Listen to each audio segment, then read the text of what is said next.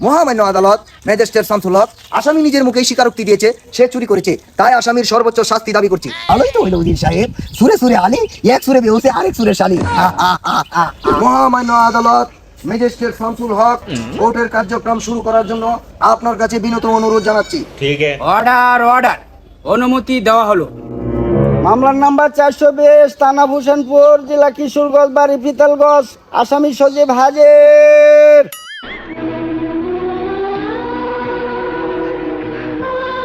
মহামান্য আদালত, ম্যাজিস্ট্রেট শামসুল হক, এই যে মক্কেল সরকারি বাল চুরি করেছে। অর্ডার অর্ডার, মুখ সামলে কথা বলুন, এটা বাল হবে না, মাল হবে।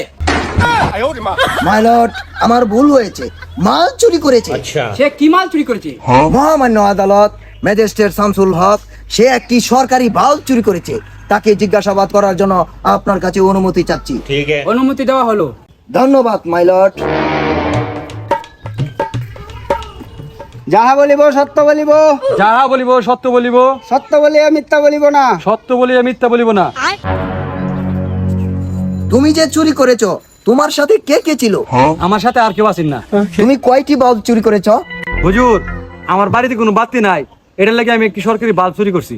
মহামান্য আদালত, ম্যাজিস্ট্রেট শামসুল হক, আসামি নিজের মুখেই স্বীকারোক্তি দিয়েছে সে চুরি করেছে, তাই আসামির সর্বোচ্চ শাস্তি দাবি করছি। ঠিক আছে। অর্ডার অর্ডার অর্ডার, আসামি সজীবকে সরকারি মাল চুরি করার অপরাধে 360 ধারা মোতাবেক তাকে ফাঁসিতে ঝুলিয়ে মৃত্যুদণ্ডের আদেশ দেওয়া হলো। Thank you my lord. আসামি সজীব, মরার আগে তোমার যদি কোনো শেষ ইচ্ছে থাকে তাহলে বলো। হুজুর, মরার আগে এই রাজ্যের রাজার সাথে আমি দেখা করতে চাই। ঠিক আছে, অর্ডার অর্ডার, তোমাকে অনুমতি দেওয়া হলো। সেনাপতি, আদেশ করুন যাবো না। সকাল সকাল আমার রাজ দরবারে ইনি কে? মহারাজ, ইনি ফাঁসির আসামি। খামোশ সেনাপতি, ফাঁসির আসামি আমার রাজ দরবারে কি করে? ওস্তাদ কি মাফ করবেন মহারাজ, এই আসামির ফাঁসির আগে শেষ ইচ্ছা আপনার সাথে দেখা করবে, তাই নিয়ে এসেছে। ঠিক আছে। তাই নাকি? ও হে আসামি, দুনিয়াতে এত কিছু থাকতে তুমি আমার সাথে দেখা করতে এসেছো, তার কারণটা কি বলো শুনি। মহারাজ, আপনার জন্য আমি একটি গাছ নিয়ে এসেছি, সেটি লাগানোর পর এটার পাশে গিয়ে যা বলবেন তাই হবে মহারাজ। কি বলো? এটা তো ভালো কথা। কিন্তু মহারাজ, একটি শর্ত আছে। শর্ত?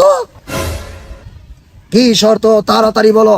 মহারাজ, শর্ত হলো এটাই, এই গাছটি রোপণ করিতে হবে একজন সৎ ব্যক্তির হাতে, যে কোনোদিন চুরি করে নাই, যে কোনোদিন বাটপারি করে নাই, যে কোনোদিন সাধারণ মানুষের মাল মেরে খায় নাই, কিন্তু সেটা হতে হবে আপনাদের ভিতরে। কিন্তু মহারাজ, আপনাদের ভিতরে যদি কেউ চোর থাকে, সে যদি এই গাছটি রোপণ করে তাহলে সাথে সাথে মারা যাবে। সেনাপতি, এই গাছটা আপনি রোপণ করুন। বেয়াদবি মাফ করবেন মহারাজ, এই গাছ আমি লাগাতে পারবো না, আমার সমস্যা আছে। কি? আপনি লাগাতে পারবেন না? ঠিক আছে ওজির সাহেব, আপনি এই গাছ রোপণ করবেন। মহারাজ মাফ করবেন আমাকে, আমি এই গাছ রোপণ করতে পারবো না। এই গাছ রোপণ করে আমার বউ বাচ্চা আমি এতিম করতে পারবো না। এই গাছটা আপনার হাতেই লাগান। সর্বনাশ, আমি এই রাজ্যের সাধারণ মানুষের কত কত মাল মেরে খেয়েছি, এই গাছ আমি রোপণ করলে তো আমি মারা যাব। কি ব্যাপার, আপনারা কি চাচ্ছেন আমার বাল বাচ্চা এতিম হয়ে যাক? আচ্ছা বাবু, তুমি কি করেছো যার জন্য তোমার ফাঁসি হয়েছে? মহারাজ, আমি একটি সরকারি বাল্ব চুরি করেছি, যার জন্য আমার ফাঁসির রায় হয়েছে। আচ্ছা। কি বলো? সাধারণ একটি বাল্বের জন্য তোমার ফাঁসির রায় হয়েছে? এই হিসাবে তো আমাদের প্রত্যেকদিন 10 বার করে ফাঁসি হওয়ার কথা। সেনাপতি, আদেশ করুন যাবো না।